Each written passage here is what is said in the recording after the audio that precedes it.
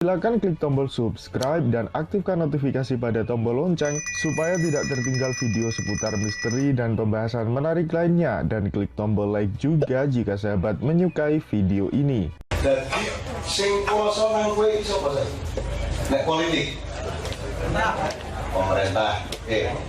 Nek soal BBM sing kuasa sapa?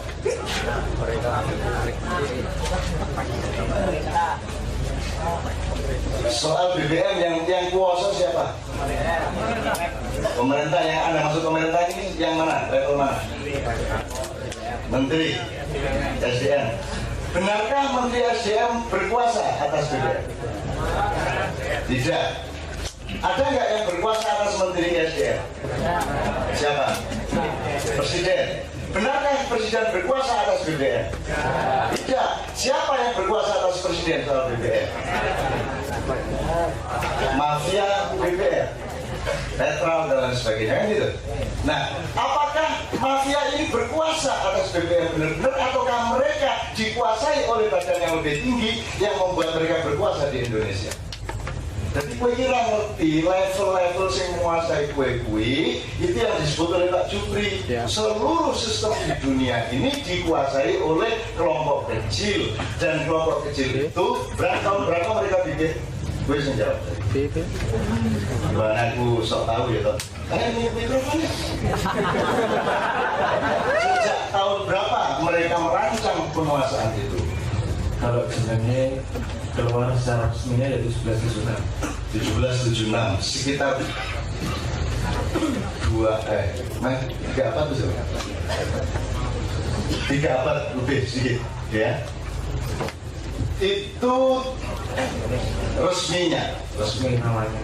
Pedoman dasarnya adalah kalau dalam drama Nabi Darurat disebut begini: kamu diperkenalkan kepada surga sehingga kamu semua mencari surga dan mengejar surga. Padahal kalau kamu berpikir secara Allah, surga yang mereka maksud itu adalah neraka. Terus kamu disuruh menghindar dari neraka, padahal yang kamu hindari itu adalah surga. Itu di bidang apa saja pikiran kamu dibalik, kamu dicuci otak. Sekarang saya tanya, mereka ini untuk sampai ke UFO ya. Mereka tadi itu berang itu seberapa minoritas mereka itu? Sangat minoritas. Kalau istilahnya kita sebut bagaimana biasanya? Sopo. Berapa Sopo berarti sekian keluarga. Itu ahli begitu. Orang ada jenenge Yo jeneng rasa dulu. Ya apa namanya? Setahu saya pada tingkat paling atasnya harus dulu dewe. Dan orang yang tidak kenal namanya atau selama ini ada ketemu di Google atau di mana tuh. Itu setahu saya yang mengontrol itu semua yang sepanjang 300 tahun lebih. Kalau yang ketahuan itu tadi, kalau yang nggak ketahuan jauh lebih panjang ke belakang. Itu 13 keluarga. 13 keluarga. Apakah mereka berkoordinasi satu sama lain? Ya. Di seluruh level? Ya. Di seluruh level. 13 keluarga itu ya, karena ada pembagian yang jelas pada 7. Nah, tapi kemudian ada second circle, third circle, dan seterusnya. Mereka berkaitan atau tidak? Jadi 13 keluarga ini mereka sudah punya kesadaran kolektif. Jadi setahu saya. Apakah mereka punya simbol tunggal yang mereka pahami satu sama lain?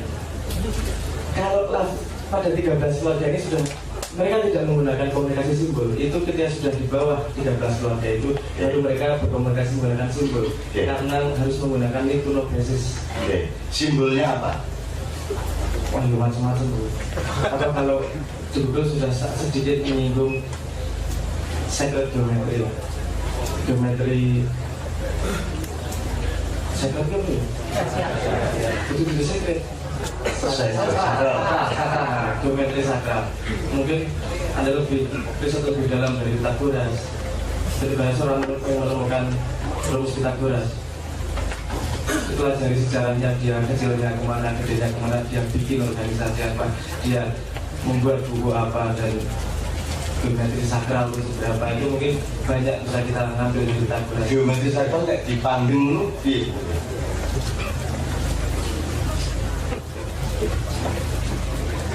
Jadi nek kotak yang artinya apa, segitiga yang artinya apa, tetahedron itu artinya apa, tiga dimensi yang bentuknya piramid itu artinya apa, fungsinya apa, kubah itu artinya apa. Jadi sangat banyak macam-macam simbol di situ. Dan tergantung fungsinya mau apa yang mau digunakan. Nah sekarang yang disebut komunikasi melalui simbol itu ya, maksudnya? Komunikasi melalui simbol, jadi harus untuk sebuah organisasi rahasia rekam TV ini. Untuk sebuah organisasi rahasia Orang mau ngaku.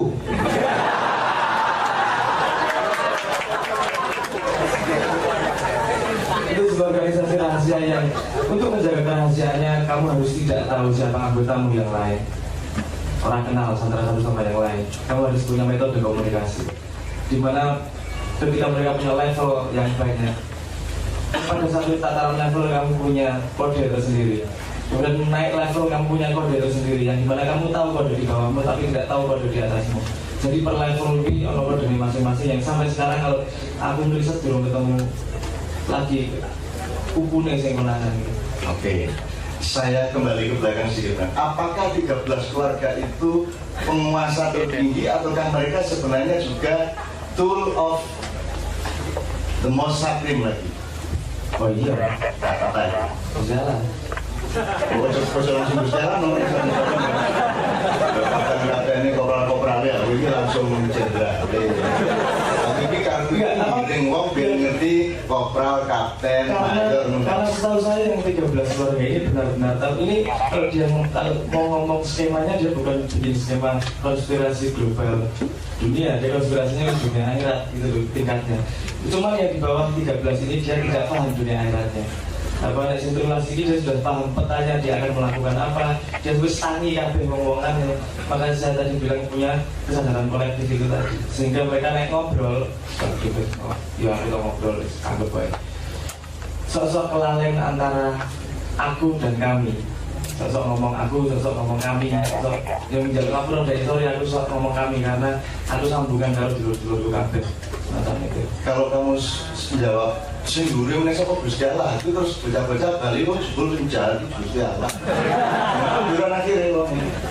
Pak, di sini kan kita harus paham tikungan iblis, harus paham nasi darurat kalau Anda nonton. Bahwa Tuhan itu bikin malaikat juga bikin iblis. Bahwa Nabi Muhammad sudah ngasih tahu ini Dajjal sudah menguasai Anda melalui pikiran, sudah menguasai cara berpikir Anda. Ya. Jadi seluruh yang Anda lakukan sekarang itu adalah pekerjaan-pekerjaan Dajjaliyah, gitu ya. Dan itu penyebar-penyebarnya adalah koran-koran, televisi, universitas, lembaga-lembaga agama dan seterusnya. Gitu ya. Ini sekarang benar-benar mulai ingat apa yang harus dia omongkan. Nah, nanti kita akan sampai kalau Kanjeng Nabi Muhammad SAW sudah memberitahu mengenai struktur dan kronologinya ya. Ini tetap banyak pendapat ya, tapi setahu saya Kanjeng Nabi kronologinya nanti ada perang besar dulu, terus kemudian Imam Mahdi, terus kemudian masa damai sebentar sampai orang lupa akan Dajjal. Ketika dia lupa Dajjal baru turun Dajjalnya. Terus Dajjal datang, Mahdi tak kuat ngadepi Nabi Isa. Ketika Nabi Isa sudah turun, Yesus keluar berasa ngadepi dan membongkar Gusti Allah sehingga dikirim ulat di lehernya untuk membunuh Yesus tersebut. Dan kemudian bangkainya tersebar di mana-mana dan akan dibersihkan oleh burung yang lehernya berbentuk seperti onta. Nah, tolong Anda juga nanti pulang ke rumah cari bahan-bahan mengenai hadis-hadis Rasulullah yang mungkin tidak terlalu populer karena temanya dianggap, karena para penyebar agama ini sudah merupakan pegawai Dajjal sehingga dia memilih hal-hal yang kira-kira tidak menimbulkan kesadaran. Bagaimana Sabrang menjelaskan misalnya dua hal yang dia tunjukkan ke saya. Lambangnya polisi Arab itu adalah mata satu. Terus kalau angkatan udara Israel itu di sini tulisannya kafir. sama persis seperti yang dibicarakan Rasulullah di dalam hadis hadis. Bagaimana menjelaskan mata satu dan segitiga itu? kurang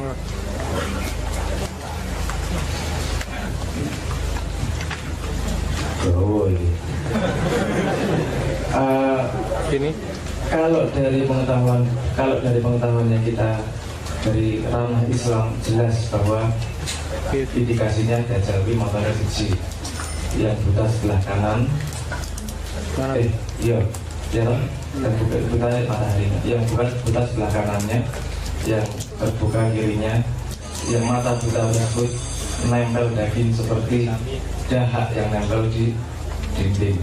Ceritanya melalui ilustrasinya memang seperti itu, mata satu. Kalau dari riset independen teman-teman barat, mereka ngurut ke mata satu itu dari Horus anaknya Ra, yang dimana di situ ceritanya dia rebutan tahta, terus akhirnya menang tapi terluka matanya dan dia punya mata satu. Saya ini ketika saya waktu itu kok Kanjeng Nabi memasukkan doa lindungilah kami dari fitnah Dajjal. Meden ini kalau mau foto nanti dari kok ibu dino kan gitu bayangan saya. Ternyata kalau mau melihat itu tidak ada yang tidak didesain oleh Dajjal sama bukan itu Dajjal lah, tapi dengan konseptual itu. Karena ini semua juga dalam rangka memberi jalan untuk Dajjal untuk turun. Nah ini itu benar-benar muncul di mana-mana dan benar-benar fitnah. Ya semua yang Anda ketahui, kalau misalnya seperti ini, Anda kalau disuruh nyembah berhala mau nggak? Nggak mau loh. Patung nggak disembahkan gitu. Makanya mereka menciptakan berhala baru yang namanya bintang olahraga, bintang film, penyanyi, aku.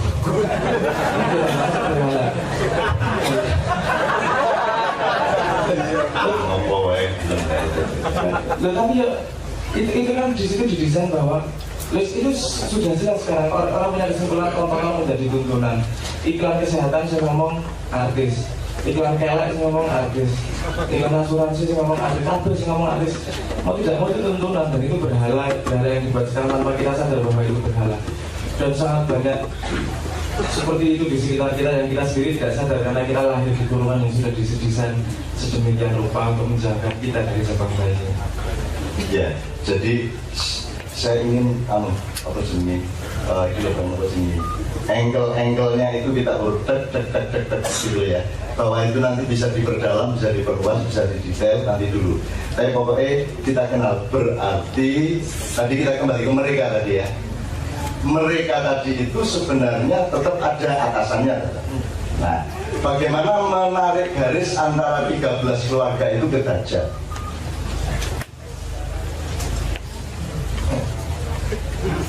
Ini kalau mau ngomong rencana panjang ratusan tahun tidak mungkin dilakukan oleh manusia karena dia butuh kondisi uripnya ya tidak sepanjang itu. Jadi ya pasti ada sesuatu yang mendrive mereka akan melanjutkan program yang segitu panjang. Jadi saya melihat karena 13 keluarga ini paham permainan dalam tanda petik drama dunia sehingga dia melaksanakan perannya dan butuh men-set up untuk ujian nasional. Kalau sehari-hari kan setan menggoda, iblis menggoda dan segala macam kan aku nggak beri ujian harian lah. Soal ada yang lebih besar dengan bencana dan segala macam ya ujian mid semester.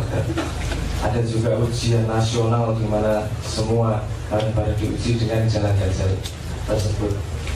Jadi 13 keluarga ini menyiapkan jalan untuk menuju kerja terakhirnya. Oke. Gini Bang, saya ingin ngasih tahu teman-teman satu summary ya, satu skema dasar dulu, sketch dulu. Jadi, simbol-simbol Dajjal. Oh, kui simbol Dajjal motor siji. Kalau gue benar, Oke. Itu muncul di apa saja? Untuk menunjukkan bahwa itu wilayah sudah dikuasai, itu wilayah sudah dikuasai. Itu maksud saya. Yes, nek kue wis ngerti, nek kue roto kue wis dikuasai, baru kita ngomong 8 bulan lagi. 8 bulan yang dibilang oleh Pak Jubri tadi. hampir semua film yang Anda lihat pasti ada tandanya. Teman-teman pasti sudah riset itu. Yang paling ekstrim yang ini tadi, apa namanya, emblemnya kepolisian Arab Saudi itu baru diganti beberapa tahun terakhir dan keluar mata satu. Saya juga kemarin dikasih, tadi saya dikasih foto sertifikat pelatihan apa sih, pembangunan apa loh Indonesia banget di sertifikat. Ada wilambangnya segitiga plus motor satu gitu. Kamu kan itu kan mudah-mudahan ada yang karena selera estetis saja. Tapi tetap harus kita perhatikan bahwa ini, kalau di wilayah properti ada simbol itu, maka petugas lain di wilayah yang non properti menjadi tahu, oh properti harus dikuasai kalau JPMD. Itu kan maksudnya. Oke. Sepak bola sudah, Olimpiade di London nanti sebentar lagi sudah jelas itu simbol-simbolnya, ya jelas. Di Indonesia klub-klub apa yang pakai simbol itu semua sudah terkuasai Anda semua ini. Bahkan yang paling berbahaya yang Bapak bilang tadi malam adalah wilayah-wilayah cara berpikir agamamu sudah dikuasai oleh Dajjal. Jadi Dajjal nyuruh kamu tidak percaya kepada gejala Dajjal. Androno ngomong-ngomong, oh bid'ah. Karena kamu sudah menjadi anggota Dajjal. Wis, gamane ini cerita. Kamu percaya sama pasar logi, pasar kliwat, isi percaya? Berarti gue isi ning jobone kurungan Dajjal. Neng saya ini dipercaya nggak secara akademis? Kliwon, pergi, Aiwan, metu, Sabtu wolu, pergi wolu. Jadi kamu sudah tidak percaya kepada dirimu sendiri, kamu sudah tidak percaya pada ilmu sejarahmu sendiri, kan begitu? Begitupun dalam agama. Maka semua kuburan-kuburan itu dihapus di Mekah. Karena pintu gerbang Mekah sendiri adalah segitiga mata satu. Madinah, pintu gerbang Madinah. Jadi Yobe Rano tetap Rano kok umroh. Apa jenenge? Neng sekarang misalnya yang tidak beragama Islam tidak boleh masuk Mekah. Allah mengatakan di surat yang saya suruh nulis tadi. Allah mengatakan bahwa aku buka rumahku itu untuk semua manusia. Maka Dajjal menyuruh kamu menutup itu untuk orang selain Islam. Dan itu. Kenapa? Karena jadinya Islam bukan rahmatan lil alamin lagi. Makanya kamu disuruh pakai peci, disuruh pakai serban. Karena dengan serban itu kamu sangat mudah menipu orang. Kan begitu? Karena dengan serban orang menjadi langsung mengatakan Anda orang baik. Saya mau pakai putih-putih di maknya. Tapi kalau di luar maknya, kalau kayak di keraton saya nggak pakai putih-putih. Karena kalau saya pakai serban di keraton kemarin, saya gampang menipu orang yang bukan maknya. Tidak camaknya rasa dihapus sih. Nah gitu. Nah lihat-lihatnya gampang terhapusi. Makanya saya menghindar jangan sampai saya pakai itu, sebab itu memang anjuran Dajjal untuk mengoutputkan agama melalui simbol-simbol fisik. Dan kemudian begitu orang pakai peci, Anda sebut dia alim, kan gitu. Sudah, Anda menjadi tertipu, kan gitu. Jadi sebaiknya kiai-kiai memakai pakaian sama dengan tukang beca, sama dengan tukang ojek, sama dengan yang lain-lain. Itu yang terbaik. Karena ulama yang terbaik adalah yang berpakaian sebagaimana umatnya yang paling buruk pakaiannya, kan gitu. Betul?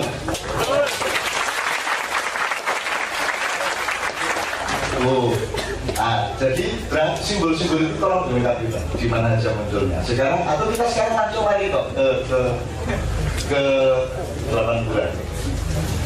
Ya, mungkin saya perlu menambah ini. Kita harus paham betul bahwa semua pelakunya belum tentu tahu grand design-nya. Jadi bisa gini, yang sini yang A merasa melakukan kebaikan, yang B merasa melakukan kebaikan, C merasa melakukan kebaikan.